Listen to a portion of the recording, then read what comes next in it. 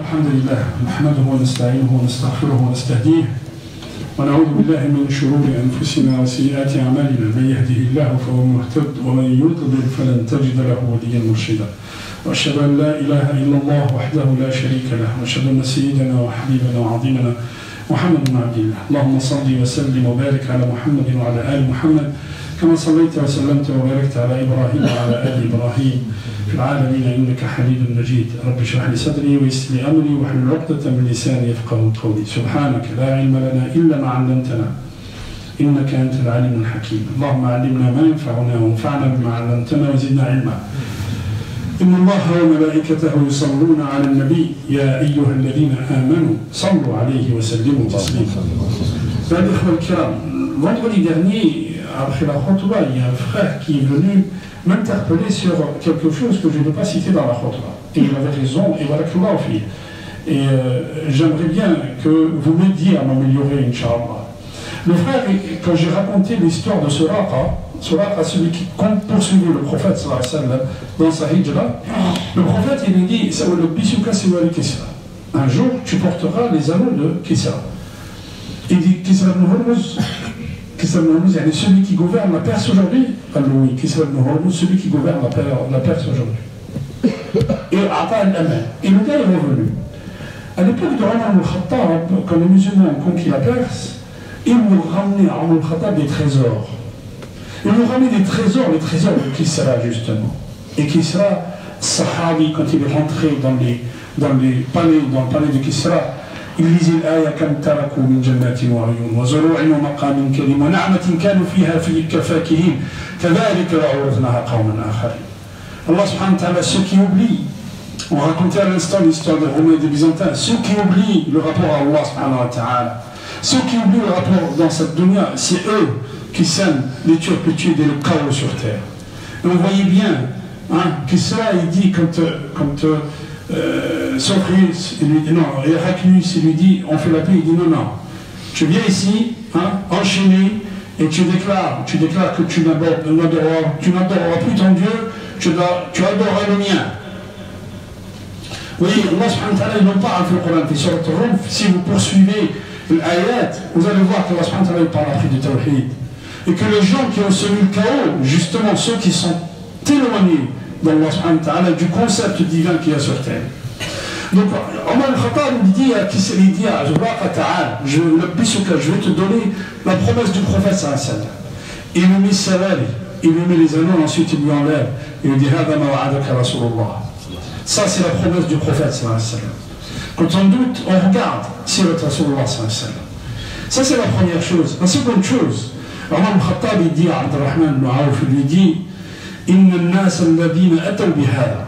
Ceux qui ont ramené ces trésors, des diamants, des couronnes où il y a des diamants dessus, innahum la umana. Vraiment, c'est des gens qui tiennent le dépôt. Qala laqad adilta wa aminta ya amir al-mu'minin. Parce que tu es juste et correct, et parce que anta amin, c'est pour ça que les gens sont sur la même image que toi. Nasu ala dini mulukihim. Quand on vole le pays, quand les grands généraux, quand les grands qui gouvernent le pays volent, il ne faut pas s'étonner que les gens ne respectent pas. Je disais la dernière fois, quel rapport, pourquoi les gens ici respectent la loi et dans les pays arabo-musulmans, les gens ne respectent pas la loi? Parce que ici, la personne, le citoyen, il pense que même s'il n'a pas voté pour ce président est légitime parce qu'il est arrivé par les urnes. Ceux qui gouvernent dans les pays d'origine, dans les pays arabo-musulmans, ne sont pas légitimes. Et ils volent le peuple. C'est pour ça que le peuple ne respecte pas la loi. Quand toi tu respecteras la loi, quand toi tu ne voleras pas, les gens ne voleront pas. Et c'est la leçon que nous donne Omar al-Khattab. Deuxième chose, on a parlé de l'Hijra la semaine dernière. Rasul sallallahu alayhi wa sallam, quand il arrive à Médine, d'abord, il prend tous les moyens.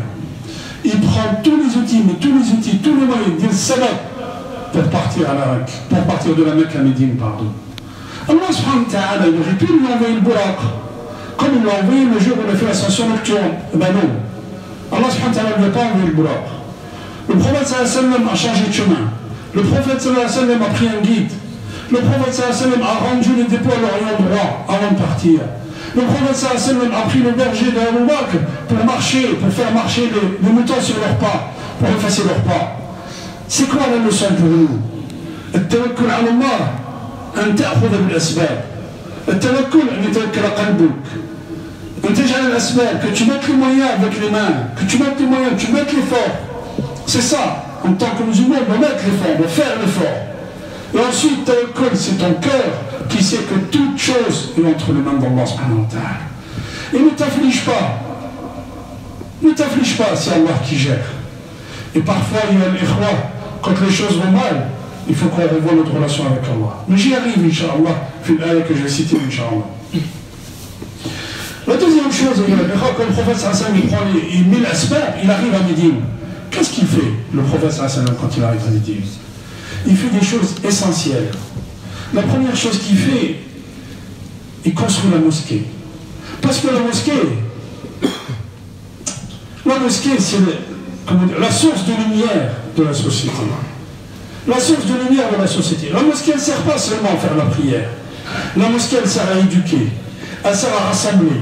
Elle sert à tisser les liens sociaux entre les gens. Et quand la personne, elle ne va pas à la mosquée, elle reste seule. Et ça, ce n'est pas le but de notre islam. Iyaka na'budu wa iyaka nasta'in. La naqul iyaka a'budu wa iyaka asta'in. La première chose qu'il fait, le prophète sallam, qu'est-ce qu'il fait? Construire la mosquée. La deuxième chose, qu'est-ce qu'il fait? Il met une fraternité, il fraternise entre les compagnons. Il fraternise entre ceux qui ont tout laissé à la Mecque et ceux qui ont accepté de les recevoir. Il fraternise à tel point que l'un pouvait hériter de l'autre au décès de l'un d'entre eux. Ils fraternisent entre eux. Vous avez vu les ennemis de l'islam aujourd'hui, qu'est-ce qu'ils font? Ils mettent la dissension dans le monde musulman. Ils mettent la dissension dans le monde musulman. Celui-là n'a pas la barbe, tu ne lui dis pas salam alaykoum, c'est pas ton frère. Vous avez vu? Alors que le prophète sallam nous dit Awala adullukum ala shay'in idha fa'altum tahabbtum. Le prophète sallam nous dit vous ne rentrerez pas au paradis que lorsque vous êtes croyant. Lorsque vous serez croyant, vous rentrerez au paradis. Et vous ne serez croyant vous ne serez croyant que lorsqu'il y a un amour entre vous. Dois-je vous signaler quelque chose que si vous le faites, il y a cet amour qui va s'instaurer entre vous. Répandez le salam entre vous. Et ceux qui veulent la dissension dans le monde musulman, et j'en parlerai, Inch'Allah, dans les prochains mois. Ceux qui veulent la dissension, qu'est-ce qu'ils font? Ils divisent. Ils divisent le monde musulman. Celui-là n'est pas comme toi, celui-là est chéri, celui-là est ceci, celui-là est sofi, celui-là est ça. Dis salam alaykoum à toute personne que tu rencontres. Et subhanallah, quand vous allez au bled, quand on dit, plus vous allez dans le sud, plus les gens vous disent salam alaykoum sans vous connaître. Vous allez à fitra. Et nous, on fait ce bizarre, on a trop de savoir. Celui-là n'a pas la barbe, non, tu ne lui dis pas salam alaykoum. Comme si la pièce, l'iman, c'est la barbe. Iman, il n'est pas musulman, il n'est pas croyant. Tu ne lui dis pas salam alaykoum. Nous ne sommes pas iman, la ilaha illallah. Ça c'est très, très important. Et ça sont des choses importantes. Le prophète il fait la mosquée, la fraternisation. Il crée l'objet qui va faire une source économique pour les musulmans. Il crée le marché, souk. Va dans un endroit où il dit ici ça sera notre marché. Et la quatrième chose, il fait ce qu'on appelle Mithaq al-Madina. Il fait ce qu'on appelle la constitution de Médine, qui dit que tous les citoyens de Médine sont des citoyens, qu'ils soient mushrik, pas musulmans, ou juifs, chacun a sa religion, et chacun doit porter secours et aide à chaque citoyen de Médine. La laïcité avant la laïcité, Wallahi, quand vous cherchez la constitution de Médine, c'est simple, comme a dit le frère la semaine dernière, allez sur Google. Vous allez voir que la constitution de Médine, elle est étudiée à Fribourg, en Allemagne, elle est étudiée à Baltimore, aux États-Unis, elle est étudiée partout dans les grandes universités. Parce que le prophète sallam était avant son temps, et construisait une cité-nation, et construisait une civilisation. Le fait de parler de l'hijra, nous arrivons à la première année, à l'année qui s'écoule. Et quand l'année s'écoule, la première chose à laquelle on doit penser, on pense, c'est le zakat. Allah subhanahu wa ta'ala ayat le zakat kathira في القرآن. On va s'arrêter à une d'entre elles. Allah subhanahu wa ta'ala dit خذ من أموالهم خذ من أموالهم صدقة تطهرهم وتزكيهم بها. الطهارة ليست الزكاة. Et Allah subhanahu wa ta'ala dit خذ, prends. Autrement dit, c'est comme un impôt. Si tu es obligé de payer, c'est pas si je veux. Allah subhanahu wa ta'ala dit خذ, أمر. الزكاة تطهر وتزكي. تطهر, comme on dit un bol qui est sale, nous tahirons, on va nous laver. Nous zaki, on va le remplir de choses bien. On va le remplir, on va l'encenser. On va le remplir de choses qui vont donner. C'est beau le regard et c'est beau manger ou c'est beau à boire. Zakat, c'est ça. Tutahir l'insan. Tutahir l'insan nuwash. Celui qui donne, il va se libérer de l'avidité et de l'avarice. Et celui qui reçoit, il se libère de la jalousie et de l'envie. Mais ne regardez pas le zakat comme disent les ulama. Il ne faut pas regarder le zakat comme quelque chose que je donne. On te prend ou on te donne. Non. Il faut regarder le zakat comme quelque chose aussi que tu prends. Autrement dit, si aujourd'hui Allah subhanahu wa ta'ala t'a facilité de donner le zakat parce que tu as dépassé le nissab, Allah subhanahu wa ta'ala il a fait que demain, si tu tombes, tu auras la communauté avec le zakat qui va te porter. Et du coup, tu ne te sentiras jamais seul. Nous sommes dans une situation, dans une société très individualiste. Et c'est l'État qui se substitue à ce tissu social qui s'est complètement déchiré. Or, l'islam, qu'est-ce qu'il nous fait l'islam? Je parlais de fraternité. Je parlais de besoin. Il est impossible qu'un homme tombe, une famille tombe, quand elle est musulmane. Si on instaure le zakat. Quand le zakat n'a plus été instauré dans les pays musulmans, qu'est-ce qui s'est passé? Les musulmans sont revenus des siècles en arrière. Ils ont été colonisés. Ils ont été laminés. Pourquoi? Ils ont oublié leur devoir vis-à-vis d'Allah subhanahu wa ta'ala. Regardez ce que dit Allah subhanahu wa ta'ala dans le Coran, surat al-Baqarah. Il dit وَدَّ كَثِيرٌ مِنْ أَهْلِ الْكِتَابِ لَوْ يَرُدُّونَكُمْ مِنْ بَعْدِ إِسْلَامِكُمْ مِنْ بَعْدِ إِيمَانِكُمْ كُفَّارًا حَسَدًا مِنْ عِنْدِ أَنفُسِهِمْ مِنْ بَعْدِ مَا تَبَيَّنَ لَهُمُ الْحَقُّ. Qu'est-ce qu'il dit Allah subhanahu wa ta'ala après?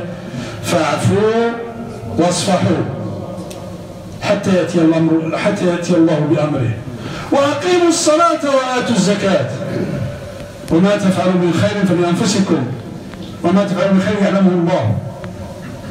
Allah subhanahu wa ta'ala nous dit, il y a beaucoup de gens des autres religions qui voudraient que vous redeviendrez mécréants. Pourquoi? حَسَدًا مِنْ عِنْدِ أَنفُسِهِمْ, juste par pure jalousie. Pourquoi? Parce qu'ils savent que vous êtes sur la vérité. Pourquoi vous ne trouvez jamais d'articles sur l'hindouisme? Pourquoi vous ne trouvez jamais d'articles sur l'animisme qui sévit en Afrique? Pourquoi? Pourquoi tous les médias mainstream aujourd'hui, ils nous parlent, peut-on critiquer l'islam? Ils passent leur temps à critiquer l'islam. Ils nous posent la question en première page comme ça, en une, peut-on critiquer l'islam? Les choses qu'on ne dit pas, alors qu'ils passent leur temps à dire des choses et des mensonges sur l'islam. Hasadan min indi anfusihim. Allah subhanahu wa ta'ala nous donne la cause. Le hasad, qu'est-ce qu'il va créer? Il crée aussi l'envie, mais il crée aussi la jalousie. Il peut amener à la violence, peut amener à des choses qu'on ne mesure pas.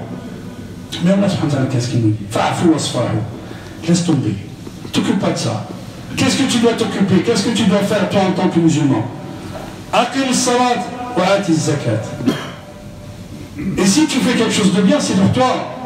Et Allah subhanahu wa ta'ala, yu'adhimuh. Il dit aqim salat wa ati zakat. Deux rapports. Le rapport à Allah subhanahu wa ta'ala et le rapport à qui? À la société. Le rapport à tes frères, le rapport à la société. Et quand tu salat, tu maintiens ton lien avec Allah. Al-Zakat, tu maintiens ton lien avec la société, mais bien sûr, tu le maintiens aussi avec Allah, parce que c'est lui qui te le demande. Juste une chose à dire.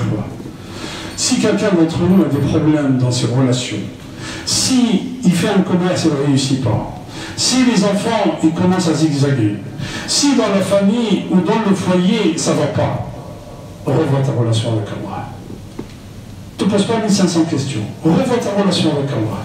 Si tu vois que ton mail, ça ne va pas, revois ta relation avec Allah subhanahu wa ta'ala à travers la zakat. ما نقص مال من صدقة. صدق رسول الله صلى الله عليه وسلم. أقول قولي هذا أستغفر الله لي ولكم. استغفروا ويغفر لكم إنه غفور رحيم. بسم الله الحمد لله والصلاة والسلام على رسول الله. أيها الإخوة الكرام، نحن على أبواب عاشوراء إن شاء الله. يوم عاشوراء سيكون يوم الاثنين إن شاء الله بإذن الله. Donc lundi sera le 10e jour de Muharram. Et le Rasul sallallahu alayhi wa sallam Amar al-Nabi sallallahu kana fi al-bidaya, Ashura c'est une obligation. Et puis c'est devenu voilà, sunna, une surrogation, après que Ramadan est devenu une obligation. Donc l'insan يصوم يوم عاشوراء ويصوم يوم قبل ويوم بعد. يوم عاشوراء c'est lundi, Inch'Allah. Donc on peut jeûner le dimanche et le lundi, ou le lundi et le mardi, Inch'Allah. N'oubliez pas, parce que Siyam Junna, Siyam il t'élève, Siyam c'est une éducation.